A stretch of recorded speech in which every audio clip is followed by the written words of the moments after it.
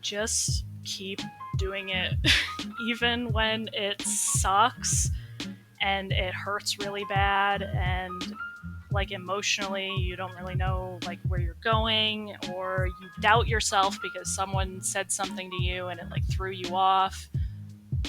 Just forgive yourself for mistakes, learn from your mistakes, listen to your seniors, and just make the thing you want to make. And if your first project doesn't work, you will at least learn a lot from it. And your second project will be even better. And your third project will be even better than that. So if you're just first starting, just be kind enough to yourself to not punish yourself for not succeeding right away at whatever you're trying to do. Hello, my name is Annie, and you are listening to World of Webcomics, a podcast all about interviewing creators who are telling stories online. And boy, do I have a really good, insightful conversation for you here today. So good, in fact, I don't even know if I should mention this, but in re-listening to this interview in my little post-production stage, I actually joined this creator's Patreon. So this isn't necessarily an advertisement, but it's like not an advertisement either. I hope that you find it entertaining and insightful as well. And without further ado, let's go to the interview. So, for those who don't know, could you please introduce yourself as well as what you are known for? Sure. My name is Tesslyn Bergin. I am known by Art by Tesslyn on social media, and I make the webcomic Facing the Sun on Webtoon Canvas. Awesome. Could you also give us kind of like a quick pitch for that comic as well? Sure. So it's a sci fi drama, hard realism sci fi, where the main character is a prototype android robot that's essentially testing the first AI that's capable of developing like human emotion inside of a mechanical shell. And this character is in a situation with a family that has broken down over time, and she's basically observing this family and kind of the heights of human emotion and what it can like do to you and do to the people around you. Yes, I am in love with the story and the art, and we'll definitely get into that for sure. Before we do, I'd love to know kind of your backstory. Like, how did you get into art and comics in the first place? Okay, so I have been reading comics since my body was able to remember things. Like literally like the my first memory is me reading Calvin and Hobbes, like a Wow. softcover copy of Calvin and Hobbes. My dad was a comic book collector while I was growing up, so I had like this huge library of many different kinds of comics, like American comics, to read like at my discretion. Like I wasn't monitored at all in terms of what I should be reading, quote unquote, and what I shouldn't. So I just read it all. And then in like as early as elementary school, I was writing stories and drawing. I started writing before I was drawing, and that was essentially because I obviously when I was like a little baby, I was awful at drawing, so I would just write the things that I wanted to draw. And eventually, when I did get good enough at drawing, that naturally turned into me making comics. Excellent. And as far as beginning this comic, I understand that you were originally posting on Tapastic, is that right? Yeah, I did there for a little while.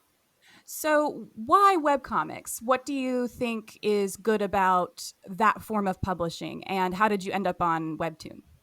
What like going back to like when I was growing up reading those comics, a lot of the comics that I was reading were made by like independent publishers. So they had like a name attached to them, like Abstract Studios or Sirius or Cartoon Books or something. But they were companies that were made by one person to make one book, essentially.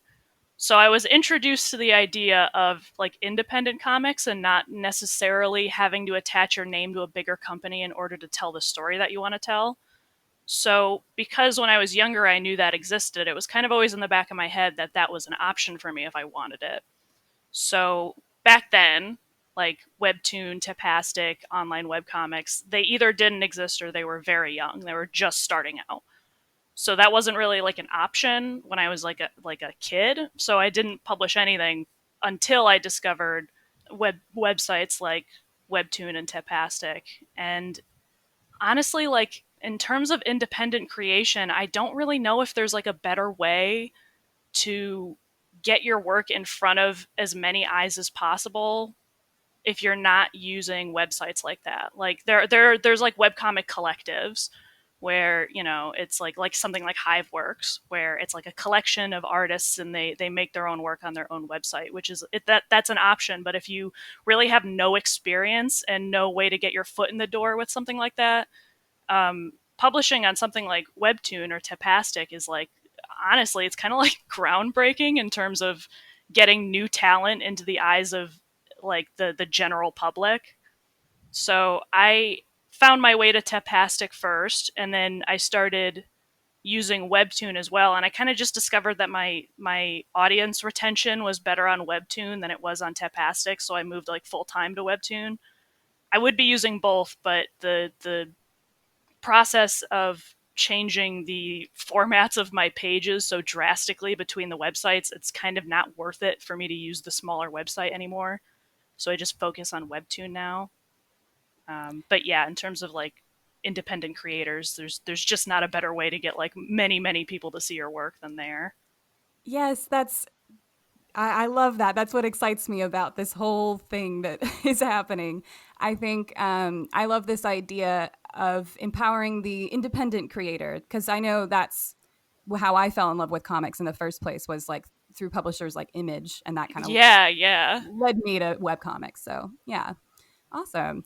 So I mean, that kind of segues into as well, like, I guess we know the pros. Do you think the only con is just the whole like reformatting thing that you were alluding to, or is there any other pitfalls that creators should be aware of? I think a lot of the cons can come from like an amateur mindset of not knowing where your own limitations are in terms of creating like a long form story like this, which doesn't necessarily have to be a con, because obviously when I started like my first comics, I had no idea what I was doing and they were probably awful because of that. Um, but you have to like have the knowledge that you will get better over time. You'll get better at stuff like time management and art and story writing and all of that. But it's easy to become discouraged because you don't immediately see the results that you want. And when you have somebody to tell you that that's the case, like a teacher or a group of peers or something, it's easier to get past that pitfall. But I think there's kind of like this trap in this like very easy self-publishing that it's easy for you to fall into. I'm not good enough, I can't do it because I didn't succeed right away. That's really true too. Just this idea that for a lot of people, this is their first attempt at a comic, which kind of makes me ask: is this your first comic, or have you done webcomics before? I have done webcomics before. There were smaller like projects that really weren't seen by anyone. It's like not a webcomic, but I was just like doing it on my own to kind of like practice when I was really little, like comic making. But the first thing that I published online was Mora and Shtima Pai, which was a webcomic about Romanian folklore that I was writing with my partner, who was Romanian. So they would do a lot of the writing, and then I would do the art and like the character writing. And there was fan series. I still work on a fan series for Overwatch that's still ongoing. Yeah, more in Stima, like that first experience that was on Tapastic and Webtoon 2, that taught me like a lot. And I think, like, primarily speaking, it's great to remember that whatever your first big project is, it's not going to be your last, and it's not going to be your best.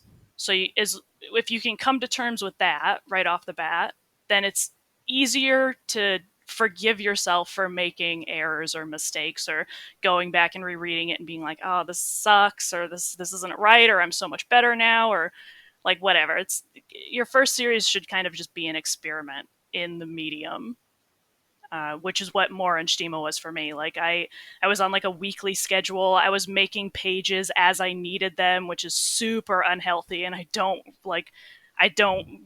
think that anybody should be making comics that way because you just burn out so fast. But it was a good learning experience for sure. Yeah, again, oh man, I love this. You're giving me such great insight. This is great. So I've got a lot of questions, but especially about the story because oh my god, I mean I love robots. I'll just say that right away. But the story is so good. Can you tell us a little bit about your writing process? What is that technically like? And then I'd love to ask you more about like stuff like theme as well. But like, do you write a script? How does that work for you? Sure. So the very first step, which is almost not even a step because it feels so like in the left field in terms of where that writing ends up eventually, but I essentially just sketch, but not like with images, just with words. So every time I have like a thought that's related to the story, I will write it down. I have like 10 notebooks that are just filled with kind of like garbage, just like word vomit garbage that doesn't really mean anything to anybody. And then I let that sit for maybe a month. And then I go back with a highlighter and I figure out like what is relevant to the actual story that I'm working on right now. So that's kind of like the first step. So like I started it in 2017. So there was kind of probably like a year where I was doing like nothing but that. Like I had like the base plot of what I wanted, my base characters in like the most simple way that I could describe them. And then I did a year of that, used that new information to create basically like much more detailed character profiles for everyone and where I wanted the steps of my story to be from start to finish. So that was like my outline. And then after I moved past my outline, there's like the thumbnail section, which I don't write scripts. I make thumbnails, which are just like little tiny scribbly what my pages are going to be. And I did like 600 or 700 pages of that. So I was able to tell myself this was like second draft, what is going to be happening on each page, and also like the basics of what I want to be communicated. So the script isn't necessarily word for word because I don't feel like dialogue can be written that way. Maybe like by professionals that have been doing it for a long time, I'm sure they can do it. But I can't make my dialogue sound realistic unless it's kind of on the fly while I'm making the page, because then I can change it to, well, that emotion is not quite right, or that like the emphasis on that word is not where it's supposed to be, or this like these words are not right for this exact situation. So I kind of just write what I want to say, like the point that I want to make in the scene. And then when I get to those images in my thumbnails, I kind of do just figure it out on the fly using the information I already have from who my characters are. I like that. I love the idea of kind of like sketching dialogue, as you said. I never thought about it that way, but I totally do that too. It's kind of goes to show that it's like just actually write stuff and know that you don't have to include everything that you write. You can go back in with the highlighter too. Oh yeah, like don't treat anything preciously. Nothing is precious until you have published it. Nothing that you make is precious. If you want to draw 10 pages and then realize like, wait, what the hell am I doing? This is not right. Like be okay with just throwing that away. That's the great part of like using thumbnails, cuz I mean it takes less than 5 minutes to draw a thumbnail. So if you want to throw it out, it's like, I don't care about this. Like it took me 5 minutes. So just throw it out and start again. Yeah, and that kind of brings up an interesting point, this idea of it's not finished until it's published, because by their very nature, webcomics are almost like TV shows where part of it could be published, but you kind of could change things if you wanted to. For you, is the story like pretty set in stone, or has it changed over time? It's definitely changed. It's there's like the intricacies of it have changed, but the main points that I'm trying to get across haven't really. So I find it kind of great that in a webcomic, it could be bad that you don't have like a direct editor or a beta reader in like that context, because like you're the only one keeping track of where your story is and where it's come from, so it's extra work to have to do that yourself. But at the same time, if you go back and you read something and you're like, wait a second, that isn't right, you can just like delete that episode and re-upload your pages and nobody will even know that you did that. It's it's kind of great. Very true. You mentioned working with your partner on previous stories. Do you ever have somebody look over your work or seek out professional beta readers? Well, what I do, because my pages are behind on Webtoon, they go up first on Patreon. My patrons get to see about 60 pages ahead of everyone else. Hmm. So generally speaking, like they're like my readers, that they're like fans, so they like the material a lot. So they tend to notice if something is not right or something feels weird. So a lot of the times, if I'll post them on Patreon and I'll be like, "Oh, if you have feedback, like definitely tell me." And if something is wrong, they'll mention it. Like if something just feels weird, like the pacing, or like I cut to black suddenly and they're like confused, like why did you do that? Like was there supposed to be a page here? Then I kind of know to go back into my pages before I publish them and be like, oh wait, this is not right. In terms of like in-depth writing beta, I don't have something like that, which is kind of something that I would really like to. I would like, of course, I think every independent creator dreams of like having a team that can help them make something, or that can form like a kind of oversight board on what they're doing. It's definitely something I would consider in the future. It's just kind of like resource wise, I don't really have that at my disposal, because I would, for something that in depth, I would want to pay someone to do that. I wouldn't just want to be like, hey, I'm looking for beta readers for this very complicated project I'm working on. Can you give me, can you spend 2 hours of your day looking at this thing, and then I will not give you anything in return. That doesn't feel fair. So I want to wait until I have more resources for something like that. Very true. We need to appreciate beta readers, give them their Yeah. financial due. With Patreon, though, that's interesting because showing the pages early not only is an incentive, but then they also kind of act as your test audience. So that's kind of a symbiotic relationship. Yeah. I'd love to hear more about Patreon. How has that worked for you? It's worked well. I've had it for a while. I got it like right out of college, so 3 years ago. And basically, as soon as I opened it, I started more in Stima. And that was like, I didn't like, my audience was very small. So there was like, 10 or 15 people that joined. And that was kind of like, it feels like a lot. But like back then, when you have no experience with, like I said, I was fresh out of college. I had no idea. I knew what I wanted to do and no idea of how I was going to do it. So it was kind of just like a shot in the dark. Like, well, I'm going to start my own project and I'm going to let people support me if they feel like the project is worth supporting. So that turned, it kind of just grew over time, where it was more in Stima, and then some of my independent projects got some attention, and then my fan project got attention.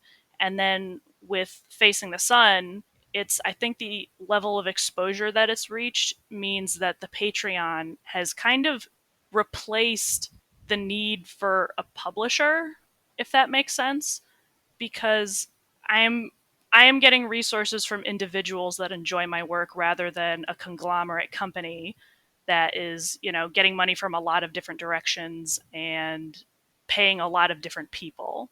So it's more work for me to do it on my own, but it also means that I can center my focus on what I'm making on the people who are kind of like appreciating it the most. I don't know if that sounds weird or not, but like I really like hearing from my patrons like what they think about the story and where they think it's going, and like seeing people get like really passionate, like that's like a huge motivator for me. And it, like, because of the Patreon, it means that I can focus on those people instead of trying to please, an editor or a company that has other ideas about what I should be doing or the themes I should be talking about. I can just cater what I'm making towards those people. Yeah, and congratulations. That's Thank you. exciting to be able to have that support. And I, of course, would think that you deserve even more supports because, again, let's get into how awesome this story is. I mentioned I love robots. I love sci-fi. I think one of the great things about sci-fi is that it allows us to explore these really complex philosophical questions. And Hmm. I'm just wondering, is that something you think about intentionally in your work? Because there's definitely a lot of interesting questions that get raised in this story.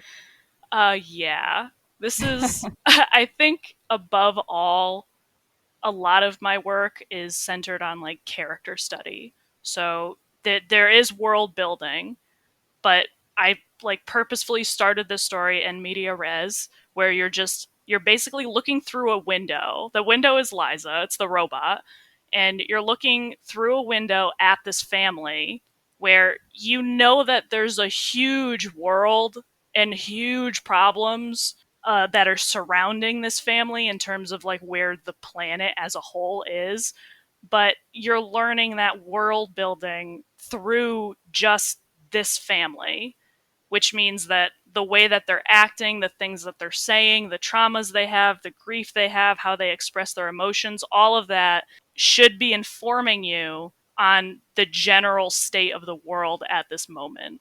So, like, basically, like every line of dialogue, it takes me longer to write the dialogue than it does to draw some of the pages because I know what I want to say and I want to say it in a very like in a precise way but without like shoving it in your face what I'm trying to like communicate behind the scenes because every like line of dialogue is it has a motive beyond what it's doing in the immediate scene.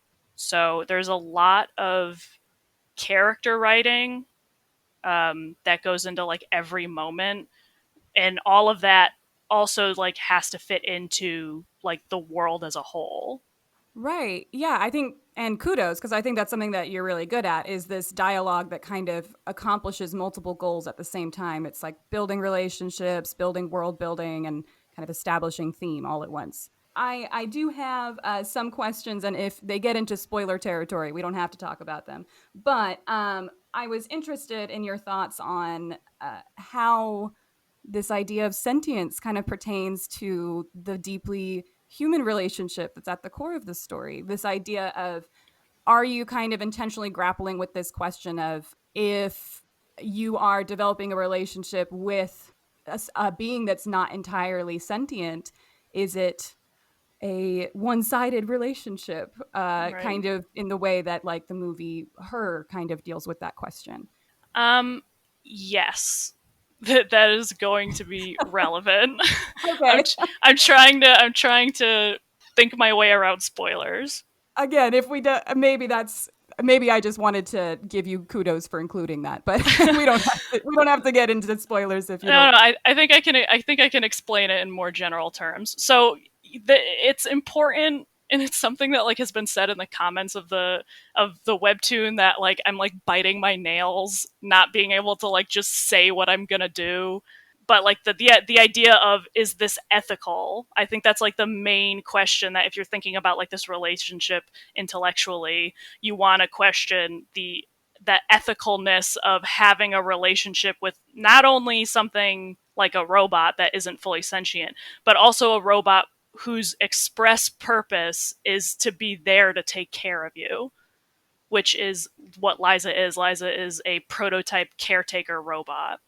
So when she starts developing the means to be sentient, and that sentience is placed in her by human hands, it wasn't just something that, you know, it started developing on its own, but it was hurried along by the implant that Dr. Rhines gave to Arya. There's like this very like open-ended question of what are Liza's actual feelings? Is it ethical to have some kind of romantic relationship with something that is not emotionally mature enough to even really know what the hell is going on, like right in front of her, let alone the intricacies of something like love and a mutual relationship. And also because Arya is not, she is not in her right mind for all of the story so far because of what she's dealing with internally. It opens a lot of kind of uncomfortable questions, but questions like that I feel like should be asked because like there's a line between making decisions for yourself that are influenced by your surroundings and your surroundings making those decisions for you. And that's kind of one of the main themes of this like relationship because that's what it is. It's a relationship between these two women. And the story like it goes a long way. Sometimes it feels like when I go back and reread it feels like the story's almost like gonna come to a conclusion soon, and that's so not the case. Like, it is nowhere near where its eventual destination will be. But for these like very strong emotional beats to hit, there has to feel like there's a lot of emotional stake in it, which is what I'm establishing now. Yes, and I love the idea that you address this as an ethical question because you don't shy away from these questions, and I just love that. This is what sci-fi should be. But Thank you so much. and related to that, I am really interested in how this story kind of explores the idea of humanity, especially in terms of the human characters, because when we're introduced to like Arya's mother, she's kind of cold and calculated, sort of like how you would traditionally think a robot would be. Mm-hmm. So, how in your mind do you define those things like human or robotic, and how has that affected your characters over the course of this Right. telling this story? Okay. So all of the different like the human characters, L14, Frankie, and Liza are like separate here. So Grace, Marianne, and Arya are all kind of encapsulating different anxieties and different anxieties and different like modes of communication depending on how that person interacts with their past, like especially their past and their current environment and situation. So I very purposefully introduced, I keep wanting to call her Doc because that's what everybody calls her in the Patreon Discord.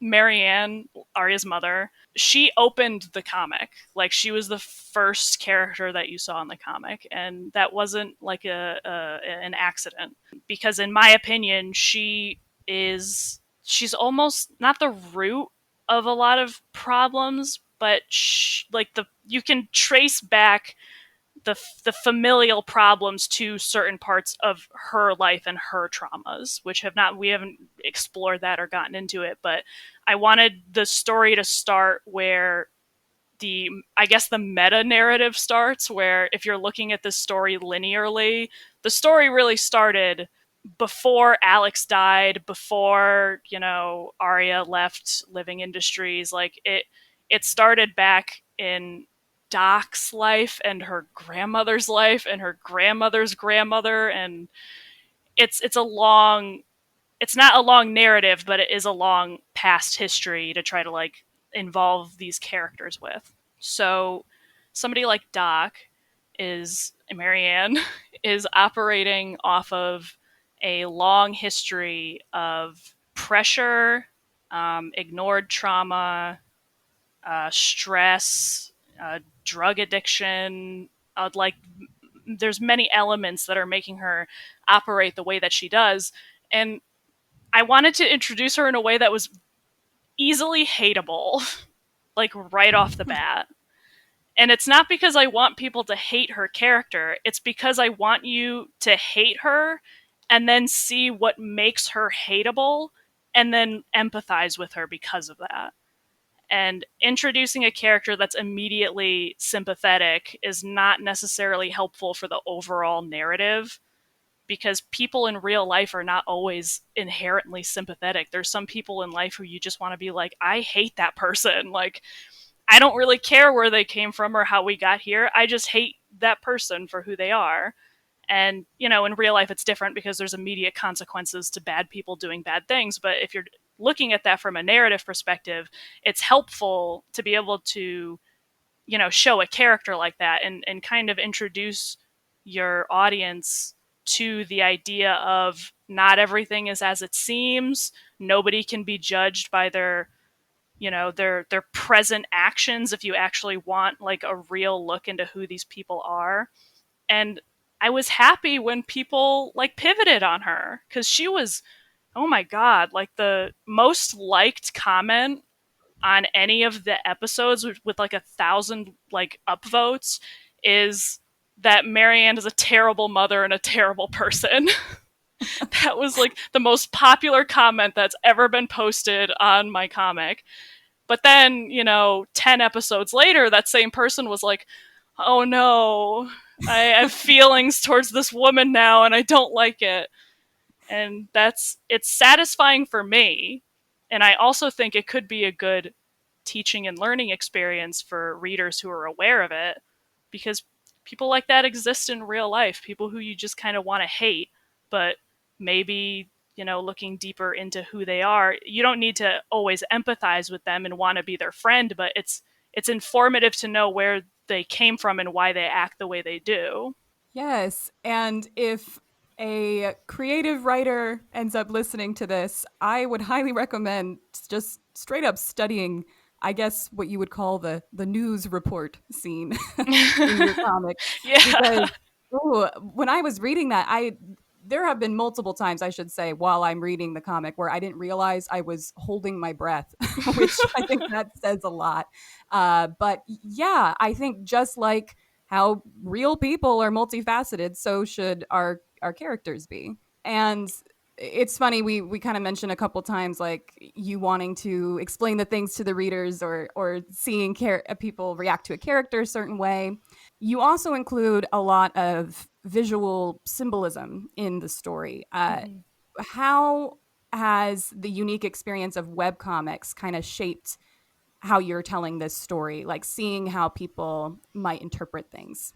I do use a lot of, I'm about to start using a lot more visual metaphor because it fits into the narrative of Liza gaining sentience without kind of understanding how, like, the insula implant, how it actually interacts with the rest of her body. Because one of the main, like, important elements that I want to talk about and make sure people understand is there is a very big difference in my story between being human and being robot. Whether, like, you feel feelings or you eat food or you whatever, the way that Arya feels, like the actual physical ramifications of emotion, are very different from how Liza would. So Liza, for example, she doesn't have any pain receptors, and she doesn't have like an actual heart that would beat really, really hard in her chest when she's afraid of something. So instead, the insula basically tells her optics, you're in danger. What are you in danger from? And she kind of starts hallucinating real threat.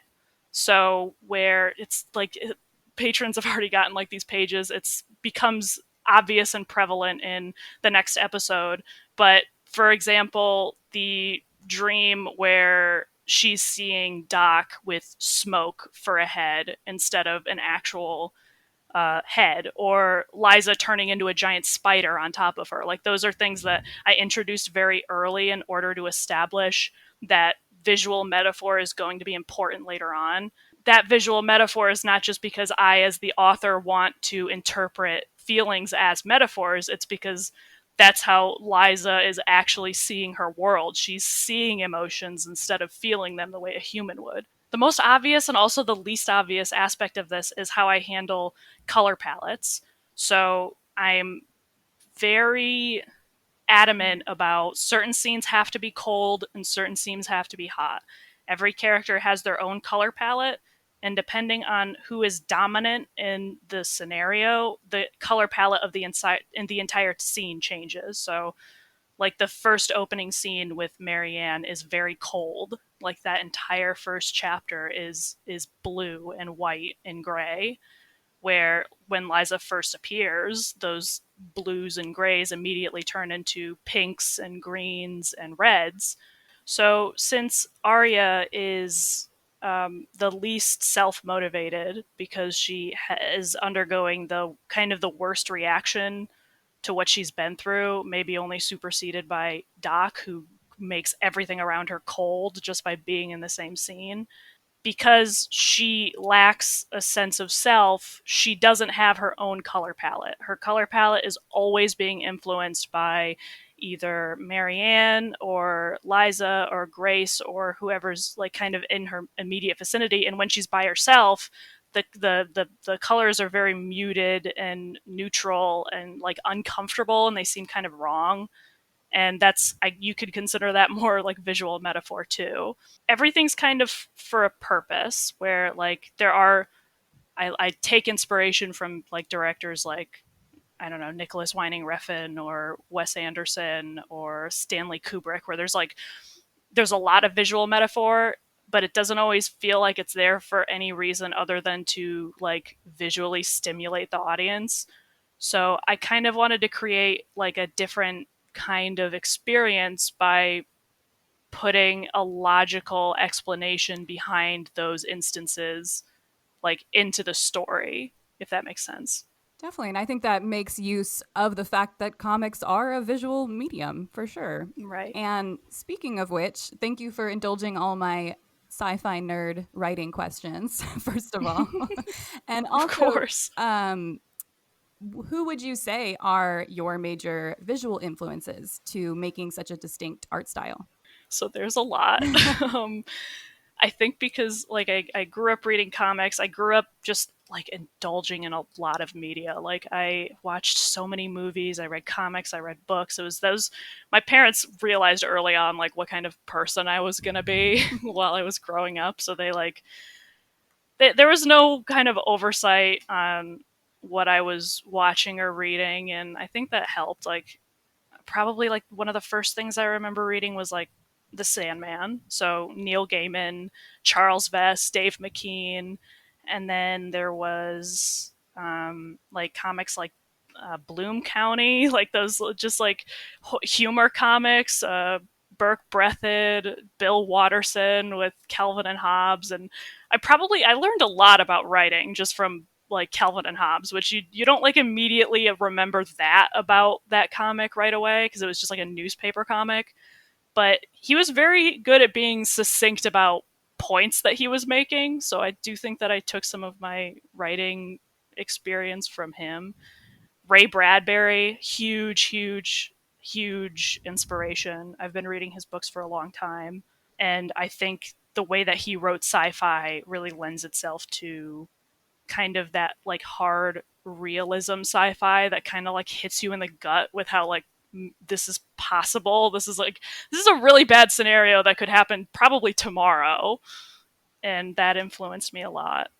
Jeff Smith, Bone, is probably one of the best examples of like long form comic storytelling that's all just one story, but it also has like little segments that could be considered their own kind of thing. Because I was bad at reading novels, long form novels. It wasn't that I didn't really understand like the sentence structure or the vocab. It was never that. I would get bored reading anything that was more than like 150 pages. So, like a writer like Ray Bradbury or Jeff Smith, who was good at forming like an overall narrative, but like kind of window painting it. So you're seeing many different scenarios in many different places with many different people, but they all fall under that umbrella of something like the Martian Chronicles, where this is all stuff that happens during this year and this year and this year on the planet Mars. But none of the stories are really hyper related, but they're all falling under this like umbrella timeline of the history of humanity living on Mars. And I just always was very fascinated with the idea of like not limiting kind of the situations that you're showing and being able to like communicate a larger theme in kind of like these snapshots of storytelling, which I think kind of translates into my work where I have like scene transitions instead of like following the characters as they do, you know, all of this stuff. It's more like I'm showing you important snapshots into Marianne's daily life, Arya's daily life, Grace's daily life. I show a lot of scenes with the characters alone because I think that's very important, which I think is something that I learned from Ray Bradbury, where if a character can't function in an environment where they are by themselves and you can't make them interesting in that environment, then it's almost like your character needs more writing. That's something that I kind of learned writing Marianne, where I was realizing that I wasn't pushing her character enough to be able to stand alone without her, you know, tormenting Arya or whatever she's doing to another character. So Marianne grew as a character a lot because I started rereading these stories that are very good snapshots into individuals, and I was able to expand on who she is on a deeper level because of that. Chris Claremont, Michael Turner. Like I have like unfortunate ones like Dave Sim and Frank Miller where I look at them now and I'm like, oh God, like, oh, Frank Miller, why are you the way you are? And all I can do is just like be grateful that it's like, well, my dad was a collector. I never paid for their work. So I can just take the inspiration that I got from their work and use it in my own work. And I'm sure it would make them mad to know that a gay woman was using their work as inspiration the way that I am. And then like those are those are all like comic writers, but there's also like there's music like Colin Stetson, Lisa Hannigan, Tool, like that stuff inspires me in the mood of my comic like just as much as Clive Barker or Jeff Smith would. And then I watch a lot of movies, a lot of, especially like the directors that I would probably say influenced me the most. They're like all horror movie directors. David Lynch, Ari Aster, Stanley Kubrick, Jordan Peele, Zack Snyder, not a horror movie director, but still relevant. Like anything that A24 has made in the last like 5 years is a pretty big inspiration. And some of those are like tenuous, or they feel tenuous, but then I think about it and it's like, that's not really tenuous. Like there's an entire, like the pacing of entire scenes was influenced by certain scenes from movies, not like the actual actions, but kind of like how the director made you feel while you were watching it. And I was like, oh my God, I feel like shit. I want to be able to make my audience feel like shit when I want them to. So I'm gonna take how they like the pacing. Like that's a big thing. Like the pacing of a scene and how it kind of like drags you through it and it makes you stay in that kind of uncomfortable place for a little too long. And there's nothing like graphic being shown. It's literally just how the camera is pointed at the action or how long you're looking at a character. And just like stuff like that is like very influential. Like if you can take like a lot of different elements from different places and kind of like mash it together into your own style, like it's like I get excited when I watch a new movie because I'm like, I'm gonna learn something new today. Yep. You can't see it, but this whole time I've just been nodding my head and going, "Yep, same. Love them too." Especially, I mean, I talk about Ari Aster like way too much to anyone who will listen. So, Oh, me too. Me too. Too much. I'm so annoying to some people, probably. I think there's actually a somewhat recent scene in your story that I think was handled really well, where it's provided just enough information visually to be truly horrific, but also not like exploitive of trauma. And Mm-hmm. perhaps the lack of detail was almost made it scarier. So I think you pulled that off Mm-hmm. really well. And for those who are readers of the comic, I think you know what I'm talking about. Yeah. Yeah, I have a lot of fun with pacing and like I'm not like a graphic artist in general in terms of like what I'm showing. Like, I don't draw like eviscerated people or like things that would like immediately upset someone when they look at it. Because I, like, personally, I don't feel like that kind of art is helpful in the way that I would like want to make media. Like, it serves its purpose to some people, but to me, it's kind of like, what the hell's the point? Like, you're just gonna if there's not a point, then why are you like showing it like that? Like something like Midsummer, where like yes, you did definitely see that guy get his legs turned inside out, but there was like a point to that scene. Like it wasn't just like I don't know. I would say something like an Eli Roth movie where you're just watching like people get brutalized for an hour and a half, and you're just sitting there and you're like, what the hell is the point? Like I don't care about any of these people. I don't like any of these people. So anything that you show me is just pure like exploitation porn, I guess, which I don't like. Yeah, I love horror, and I think that if the only intention is to shock, it can be effective, but it can also be like kind of cheap. So I think you have to use that wisely. And I think you have. I guess that's the point that I'm making. Thank you. I think people are generally like surprised, and I hope not like scared. I guess you should be a little scared if I say that the story that I'm writing right now is influenced a lot by horror, because then you just wonder like, oh no, like what are you gonna do? Are you gonna like kill Arya or something like that? Like nothing like that is gonna happen. That's not what I'm interested in. But like horror directors are just the good ones. There are bad ones, just like there are bad directors of every medium, but they're very good at like having a style where even like the bad one, I would argue like Paranormal Activity, like the first one is good and then the rest of them are kind of bullshit, but like even them, they have like this very strong visual style which lends itself really well to something like comics, where that is kind of the one of the most important elements of a comic is making sure that you have like a communicable style that you're following. So like using horror and horror movie directors as like a baseline for your inspiration is it's helpful from a lot of different angles. Definitely. And because I did get the reference, I have to ask, what is your favorite Ray Bradbury short story? Oh my god. I know that's a hard question. That's It's a probably the really hardest. it's a really hard question. I mean, I've read Fahrenheit 451. It's not a, I know it's not a short story, but I've read that more than I've read any of his other work. Like I think that's like the only book that I've ever read back to front twice, and I think I've read it like 5 times.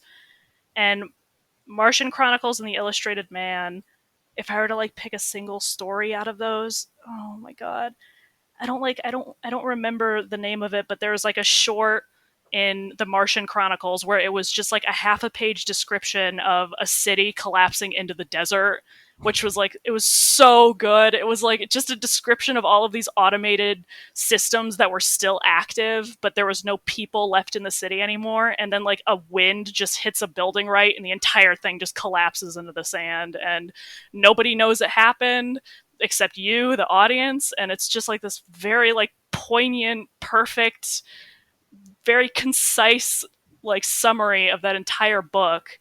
And I don't know, I think about that story like a lot. I think about it too much.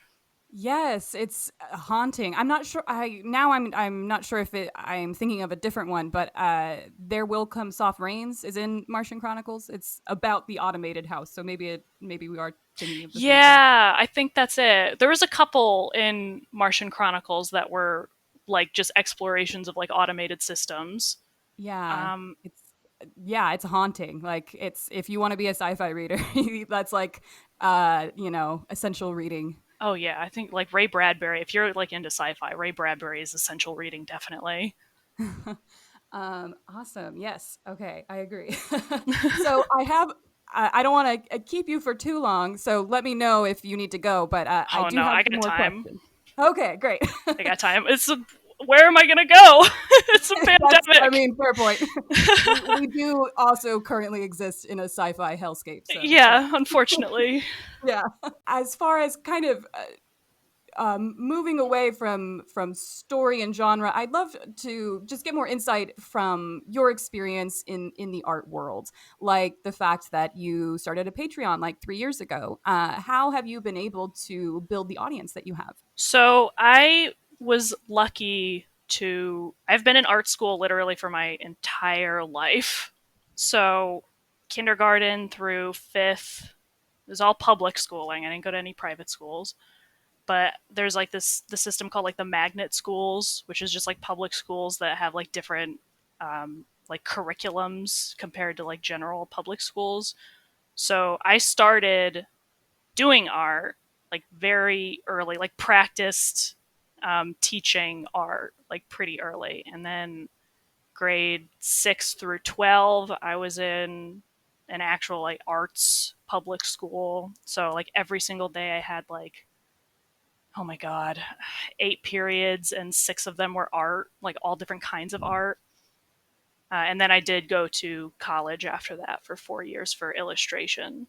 So I had a very long and very privileged amount of time to kind of develop and consider myself like as an artist. And I started, like, I kind of like hit the ball rolling. Like, as soon as I graduated with my bachelor's, I went into like the Patreon and trying to figure out how to like run like my own business. And part of that was influenced by, I had like fellow students in my course who were already working like kind of in the industry, who just had so many horror stories about like just the way that like the comics and media industry in general is like being handled right now. And I had my own little like few wake up calls with that out of college, and I kind of like decided like I don't want anything to do with this. Like, I did get a degree, and I've spent a really long time under the impression that I was going to go into the art world and figure out freelance work and working for companies and studios. And I don't know, I just got like a bucket of cold water dumped on me like right out of college.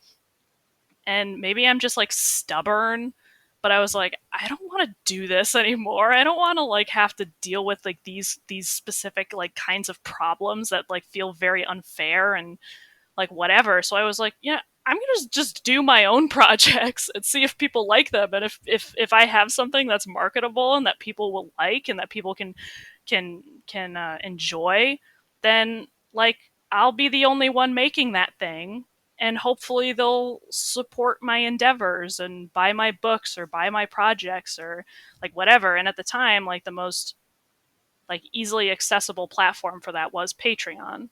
And I didn't like obviously there are artists out there that have like this explosive popularity right out of the gate, but that's like 0.0001 or even less than that of artists that exist on the internet. Like, those are always the ones that you see that are very visible, but that is so not the reality of like existing online for most people. Like, I still am comparatively a pretty small creator. I've just kind of found a way to like reach like a particular audience in a particular way that I interact with like patrons. I have a Patreon Discord. I'm interacting with them a lot, like, so they can see me as a person rather than, Image or Top Cow. Top Cow's not around anymore. It's not a topical reference, but the DC or Vertigo or whatever the hell like that. Like, I think having like a personal experience with the media that you're consuming can really like make you, I guess, kind of appreciate like where it came from. And it's kind of like a more intimate consuming of like a piece of media where like I was a kid. I used to like blast through comic books like you wouldn't even believe. Like, I would buy 20 comics at the comic book shop and I would read them all in my car in like a half an hour.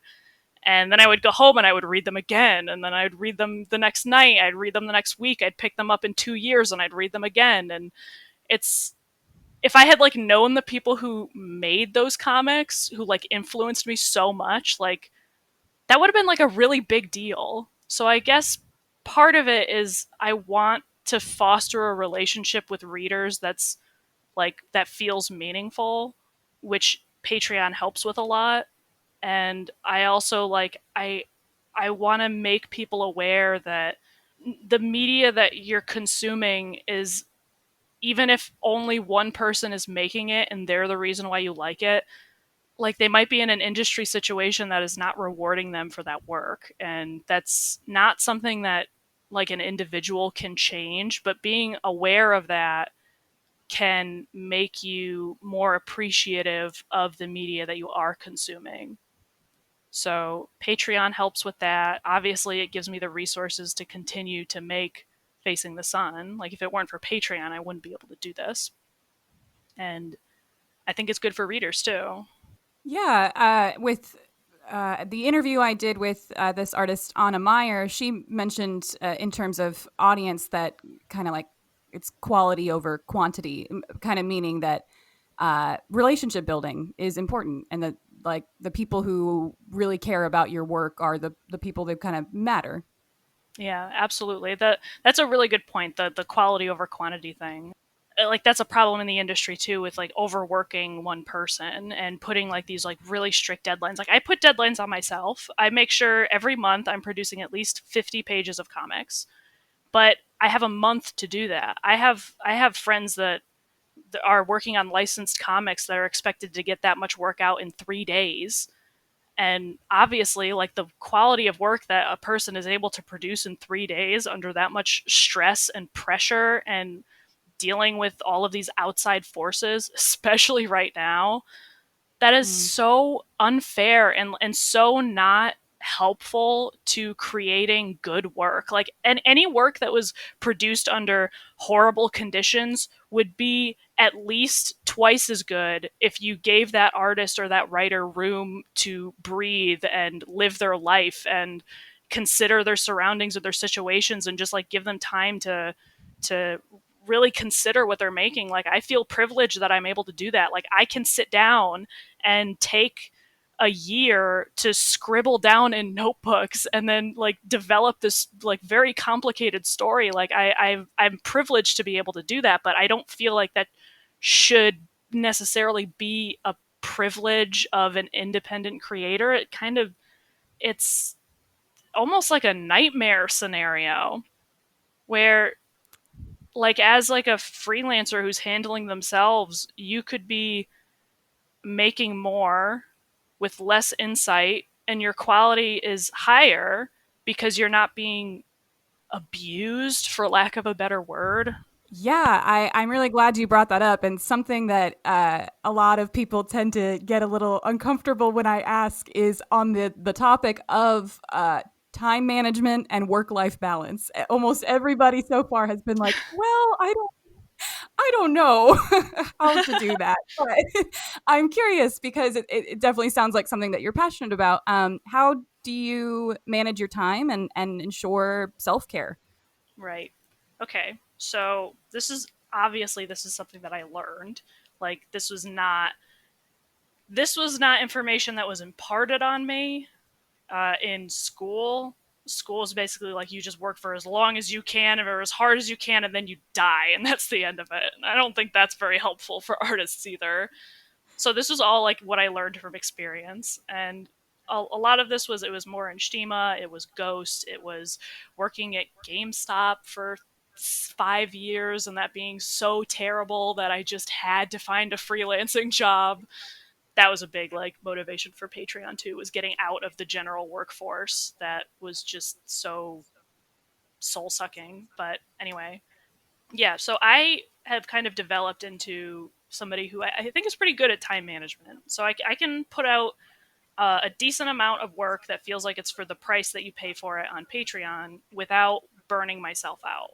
And I think I've kind of perfected isn't the right word, but I've gotten to my height of being good at that, I think, starting this year, which, lucky for me, 2020 is the worst year of anyone's life so far. So it's a good time to be good at time management. Um, the way that I make comics is very regimented. And I just mean that I have very specific steps that I take my pages through until they're finished. So the first is my thumbnails. So I'll do usually between 300 and 400 pages of thumbnails in one batch, which will take me usually like a week. And I only have to do that once every 6, 7 months because they're pretty fast and I can get a lot of um, planning work out of the way right off the bat. And because you're writing it in like a small time frame, your story stays very consistent because it's kind of like, okay, I'm doing 500 pages worth of information in a week. Everything is, I remember everything that I said, I remember everything I've already established, and I can just keep going. So that's the first step. Second step is laying my pages out and making my 3D models. So I do use Blender to make like settings that are kind of confusing or hard, or I need like the perspective on something to be right. So like probably the most obvious example of that is like the operating room. That's that room, and then the garden center. like those big towers, and there's like a bunch of stuff coming up that is going to be that I model in 3D so I can get the perspective of it done quicker. So 3D modeling, layouts, sketching my characters, and I do all 50 pages at once. So I'll take, the first. I'll take like the first to the eighth. I'll just take off. Like I can do whatever I want. I usually just play video games and eat food and just be alive and talk to my friends and all that like good stuff, like have like a week to just do that. And then I jump in with the layouts. I do 50 pages of layouts. Usually takes me like 3 days. I take another 3 days to do my line art for all my pages. My flats, I can usually do all those in one day. And then painting usually takes 2 or 3 days again. And then the dialogue, I take 3 or 4 days to really like solidify my dialogue. And in between that, I'm also doing like other art pieces. I occasionally do take freelance work, so I'm working on that too. So those are all like peppered. I do painting a lot, so I record myself and do speed paintings for patrons and stuff like that. So all of that stuff is kind of sprinkled in where I'm doing my comic pages. So at that point, you're usually at like the 25th or 23rd, 24th of the month, and the comic is completely done. So then I'll just take a day to organize them into easy to read files for patrons, shrink them down for Webtoon, put them all in a folder so they're all ready. And then, like, whatever days are left at the end of the month, I'll just use for myself. So I think being regimented is important for something like a webcomic, which could really take up an infinite amount of time if you wanted to. And also, like, limiting yourself. Like, there's some months where I'm like, oh, I can go for 60 pages, I can go for 70 pages, and I have to tell myself, like, wait a second, no. Because then next month, you're not going to want to do anything. You're just going to be totally burnt out, and your brain's going to be fried. So, I'm and being ahead on Patreon or being behind on Webtoon is helpful too, because there's some weeks where you don't want to draw, you don't want to do anything, you just want to like lay face down in bed. And if you like kind of deprive yourself of that like self-healing self-care time, you can get like kind of bitter towards your project, which you really don't want. Like you want to stay as positive about the thing that you're working on as you can, because once that motivation is gone, it's very difficult to get back. So being regimented, all that. And obviously, like, I take a lot of breaks. I have a hard time sitting still. I have like pretty severe ADHD. I have since I was like a little kid.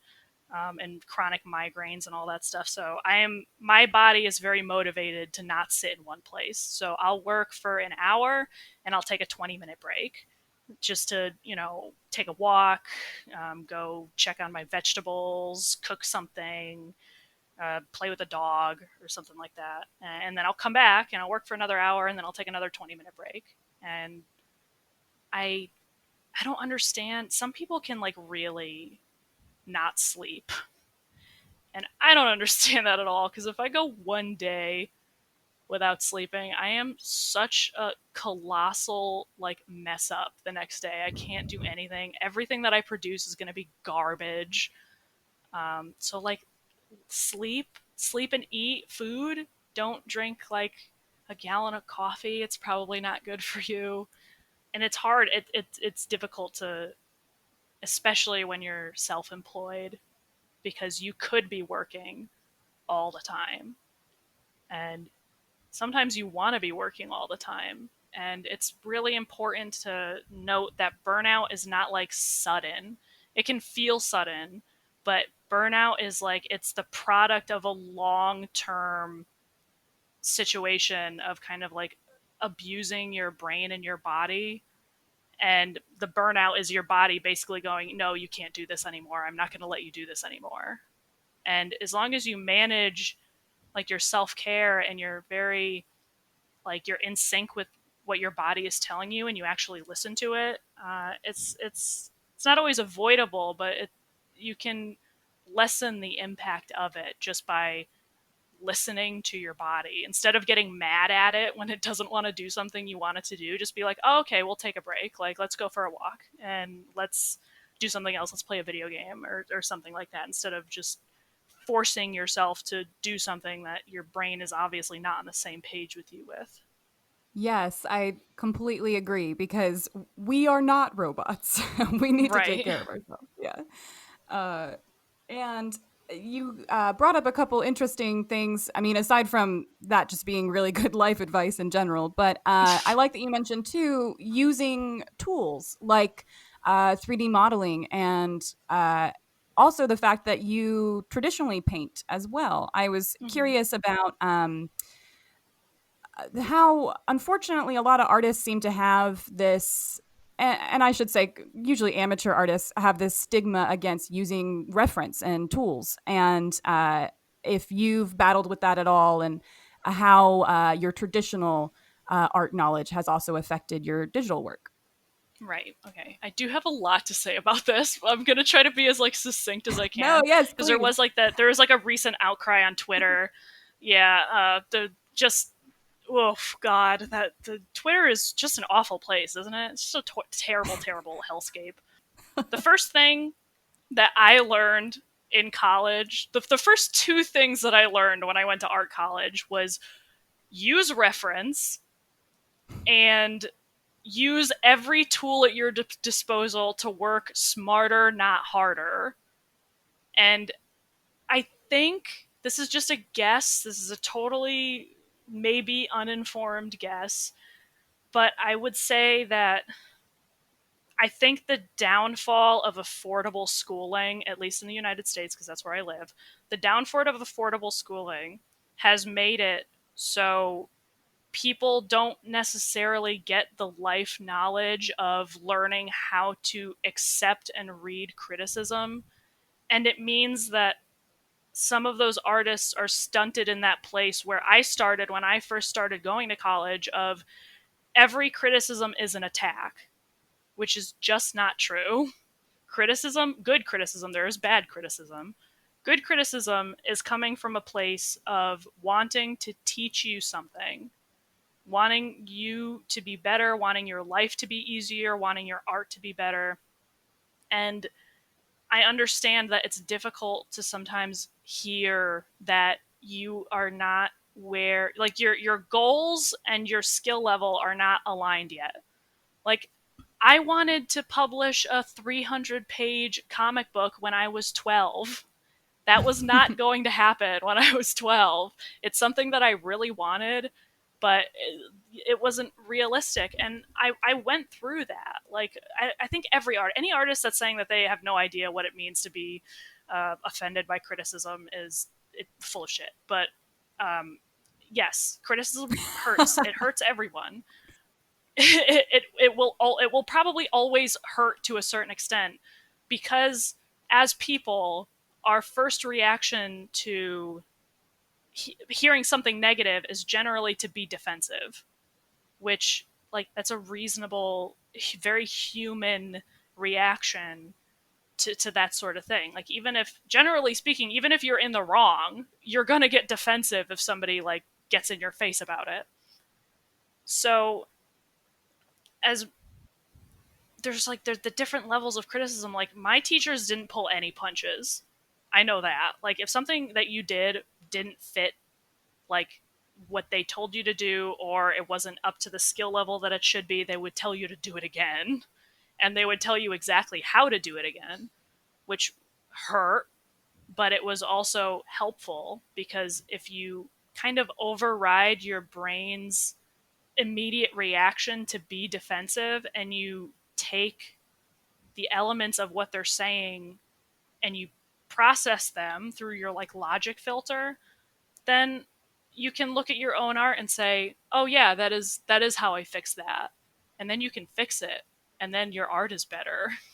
So kind of the the general problem I think with when I say amateur, right? Amateur is like it's a very like it's become a very negative word, but amateur just means you haven't been doing it for as long as other people have been doing it.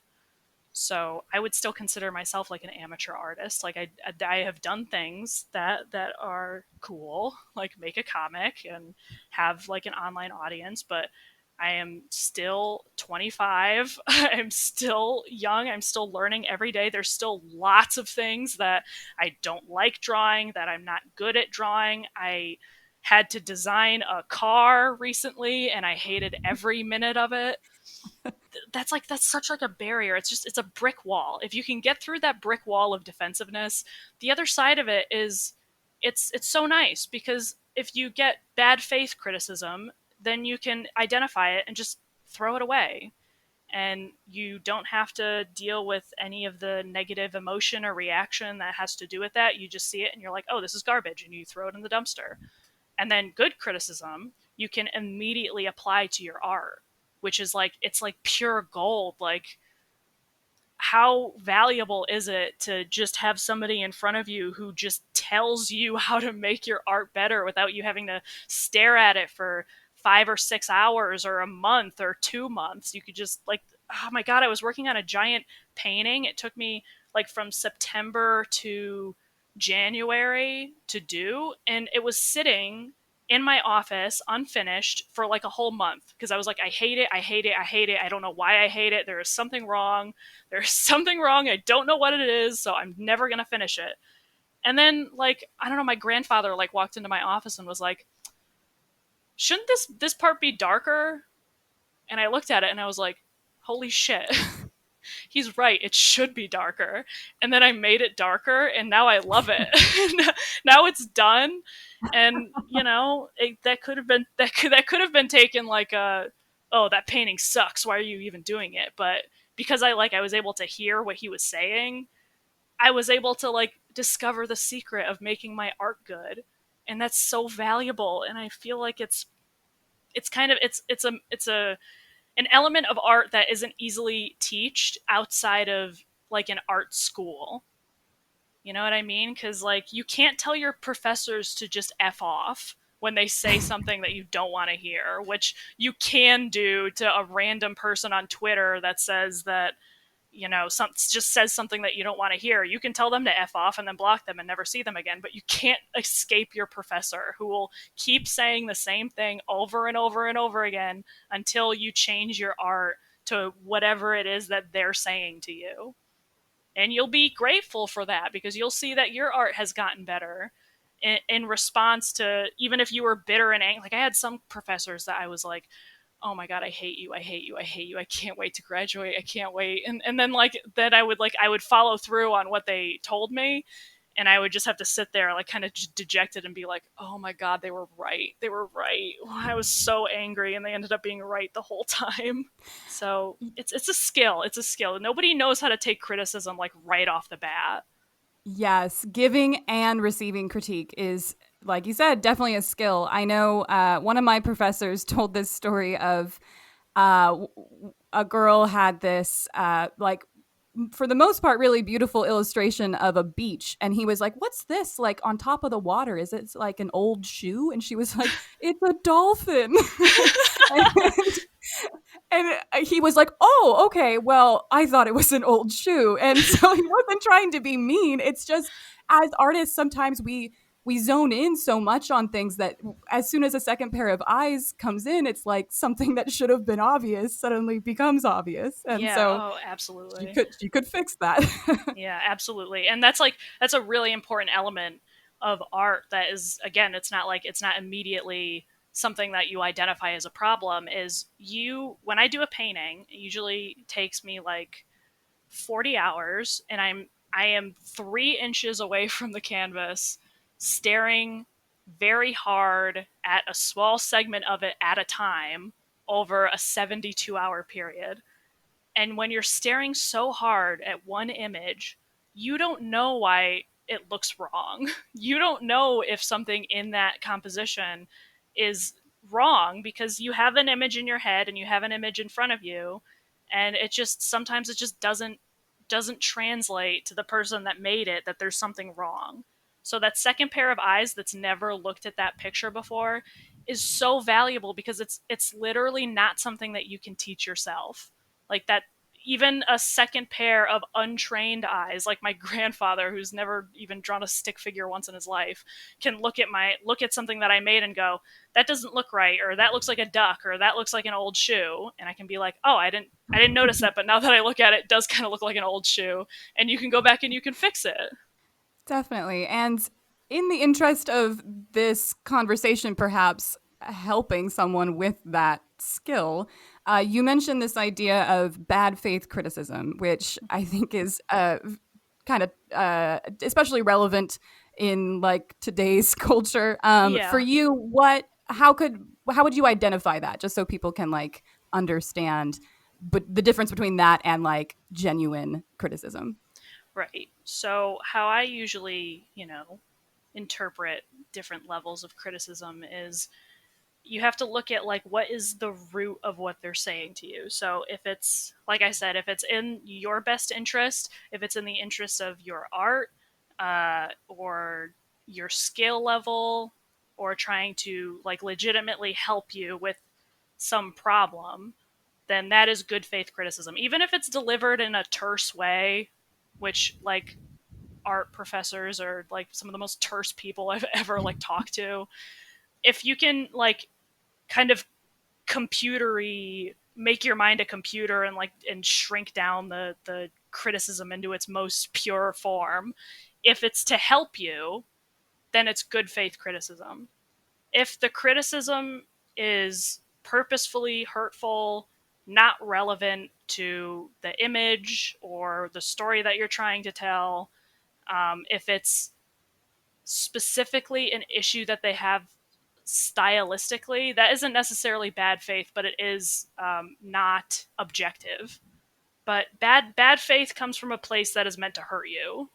Like, and I don't mean like I'm defensive because you told me that my art was bad. I mean like you said that I shouldn't draw this because I am a certain way. Bad faith criticism is supposed to hurt you, and good faith is supposed to help you. And sometimes those lines get blurred, especially on something like social media. But and obviously considering the source too. Like if you get a mean message on Twitter and you look on their profile and they've got like an ahigao anime girl for a profile picture and like a nasty, awful descriptor, and they are also not in the art world at all, that's bad faith criticism, probably no matter what. But if you click on their profile and they're like a veteran in the industry and they're they offer advice, or they like the work that they produce is something that you like admire or want to look into, then you can consider that good faith criticism. And also, like, there's no rules. Like, if you don't want to accept a piece of criticism, you don't have to. It doesn't matter if it's like bad faith or good faith. It could stunt your growth to consider all criticism bad criticism. I mean, you don't need to take any criticism. You also don't need to be mean to people online or in any format. So it's kind of like, yeah, navigating the art world is dealing with a lot of people who are on different levels and have different maturity and have different styles and tones and what they're trying to communicate in their piece and like all that stuff. Like so much of the discourse doesn't matter because people kind of forget that art is not objective.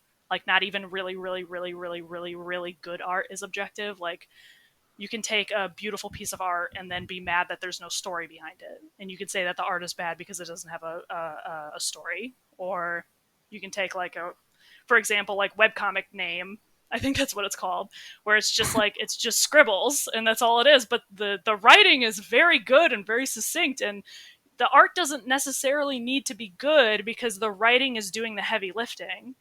So it's so not objective that any discourse that comes from it is all opinion based, which kind of makes it not necessary or relevant to anyone. And that's not helpful. Anything that's not relevant is not helpful. Like you don't get to say that this artist doesn't deserve to be popular because their art isn't good. Well, obviously a lot of people do think that their art is good, and that's your opinion. You don't have to like that artist, but it's kind of unfair to say that they don't deserve to be successful because you personally don't agree with the kind of art that they do.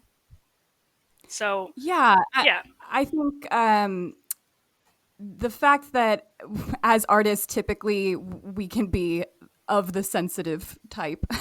It's yeah, okay if good criticism hurts your feelings because it's, you put a lot of time and work into something, and then if someone points out that there's something not so great about it, it's like, oh, well, that makes me not feel great. yeah, But if something is intended to hurt your feelings, that's a little different. And I also like that idea of you can take criticism with a grain of salt. Like, it's also important to not be reactionary. Like, you don't have yeah, to be like, okay, fine, I quit art forever and like yeah, scrap your whole absolutely, story. Like, just absolutely, be and open minded and willing to learn. yeah, I've had instances like even recently. Like this is not like I'm not like this big girl with my pants pulled all the way up that like can just take criticism at face value and I never struggle with anything. Like just like recently, Facing the Sun got denied a pitch, or I did a pitch for it and it got rejected. And I spent, a few days wallowing in my own self-pity and like, oh, I don't understand, like I couldn't make the thing that they wanted me to make, and they didn't want to work with me on this, and blah blah blah. But like the important part of that, you can do that. Like everybody should have a mourning period because it lets them, it lets them absorb all the elements of whatever it is that hurt them. But the ending of that should be you pick yourself up off the ground and you brainstorm on what is what did they say that was relevant to you, what wasn't relevant, and then you move on. And you can take that, even hurtful information is valuable information, and you just take that and you put it in your backpack and then you move on to the next thing. Definitely. And I hope it's okay that I ask, but could you tell us a little bit more about what was that process? Like, what exactly happened, and if can anybody pitch, or how does that work? One of my friends, it was for Webtoon, for getting on originals. So one of my friends was working kind of with them on a different series. I don't think it's come out yet, but she was an artist. She wasn't a writer for it or anything. She was just working on a team, and they suggested that I contact an editor, and they gave me a name, and I contacted that editor, and they told me that my series was already on the table for a pitch, which was interesting and cool. I got really excited because I was like, oh, I didn't even need to contact them. They were already talking about my series. And then it was trying to phrase this in like a nice way, but it was a very tedious and traumatic is too strong of a word, but it was a very hard 5 months. And it was kind of back and forth who was interested in handling my story, how I made like a long pitch for it that went into detail about the story from start to finish. Some of the editors were interested in it, and then it came to the part where things needed to be changed, and I don't think that we were on the same page with what kind of story this was supposed to be. And communication did kind of turn into, it felt like we were talking about two different stories. And Mm. that it was a wake up call for me because that was my very first instance of pitching an original story to anyone that wasn't like a patron. So that was difficult. Like that was a really really hard, like we kind of, there wasn't like a lot of conversation. It was mostly like, this is what we want you to change. And then I was like, can I explain to you why I don't feel like it would be good for my story to change this? And then it kind of just turned into, we aren't interested in this anymore. I didn't get a lot of feedback on why or anything like that. And this all happened like right before the pandemic. So there's like a lot of other scenarios that could have happened that could have influenced this that I don't even know about. Um, but in the end, it was just kind of decided that it it would be better to stay on canvas. And based on what they took away from the story and where I want to go with it, it's probably better that way.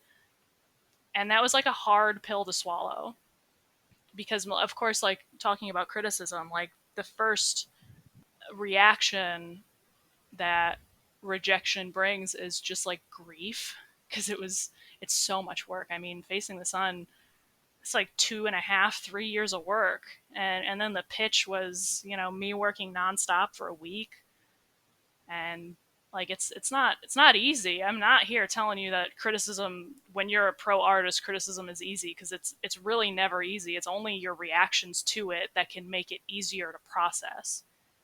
So, that was hard.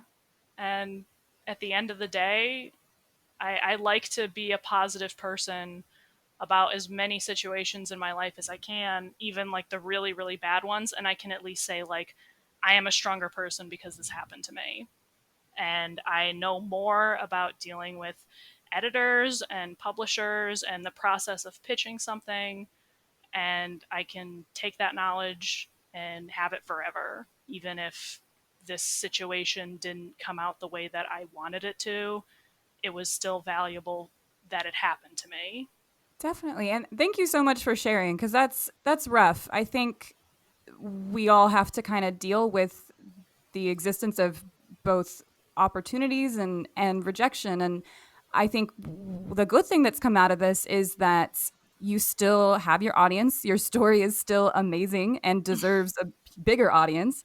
And maybe other opportunities will come in the future for other projects that you have. And Right. you're able to maintain the creative integrity of your vision the way that it is. Exactly. And like the best thing right off the bat that I can take from the situation is I am extremely passionate about Facing the Sun, and even if it's not licensed and I'm not getting like paid by Webtoon to make it, I still get to do it for a living because people are generous and people are passionate about the story that I'm telling.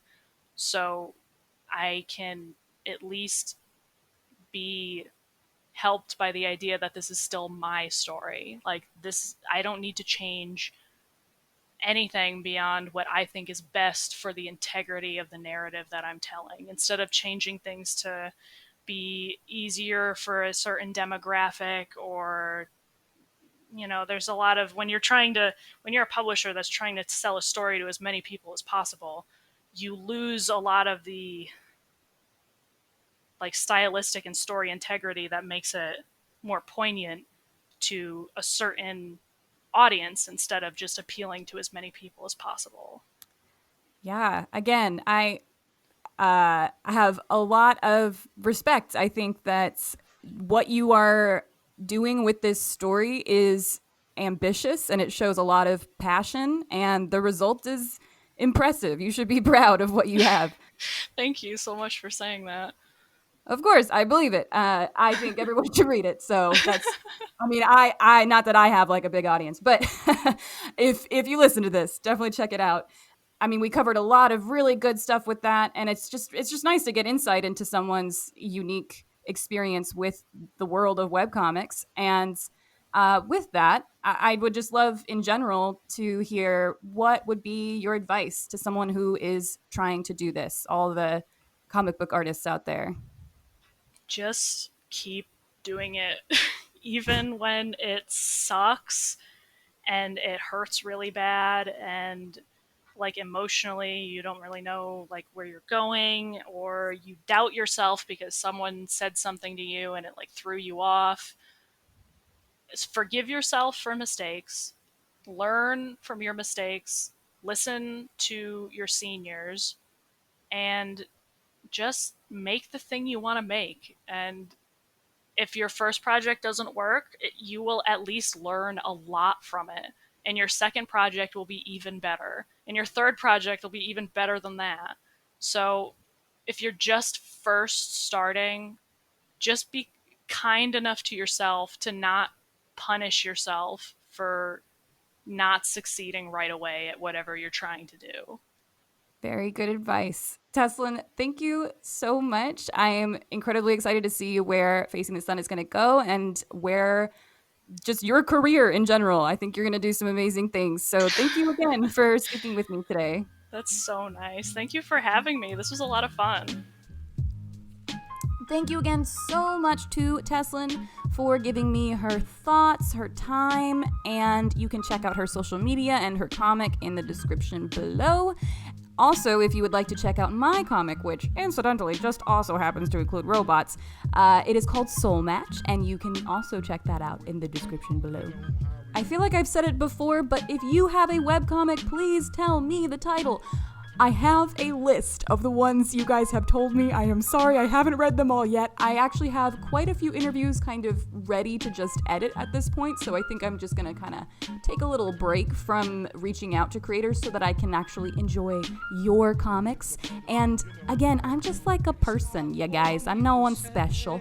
So please don't be afraid to either comment here or DM me on Instagram. Like, just tell me the title, and I want to read it, so don't be shy. Until next week, see you later. Bye.